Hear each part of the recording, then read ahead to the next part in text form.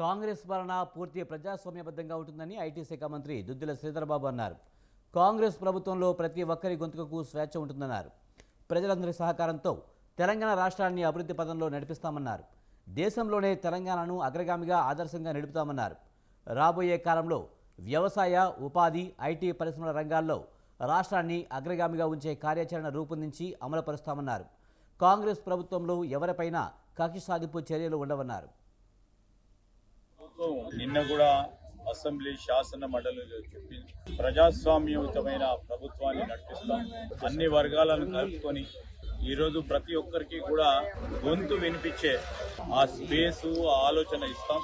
నిర్భయంగా ముందుకు రావాలి. ఈ రాష్ట్రాన్ని మనం అందరం కలుసుకొని ముందుకు నడిపియాలని కాంగ్రెస్ పార్టీ ప్రభుత్వం మరి ముఖ్యమంత్రి గారు కూడా చెప్పడం జరిగింది. ఈరోజు మరింత అభివృద్ధి చెందాలి మన రాష్ట్రం అగ్రగామిలో ఉండాలని, దేశంలోనే తెలంగాణ రాష్ట్రం ఒక ఆదర్శనీయంగా ముందుకు నడపాలనే ఆలోచనతోనే రాబోయే కాలంలో వ్యవసాయ రంగానికి కానీ, ఉపాధి రంగంలో కానీ, పరిశ్రమ రంగంలో కానీ, ఐటీ రంగంలో కానీ అగ్రగామిగా ఉండే కార్యాచరణ తీసుకొని ముందుకు వెళ్ళటం జరుగుతుంది. మేము గతసారి కూడా చెప్పాం, ఈ రోజు ఎవరిపైన కూడా కక్ష ఉండదు. గత ప్రభుత్వానికి సంబంధించి కూడా పలు విధమైన పాలసీ విధానాలు ప్రజలకు ఉపయోగపడే విధంగా ఉండేదంటే దాన్ని ఇంకా మరింత వేగంగా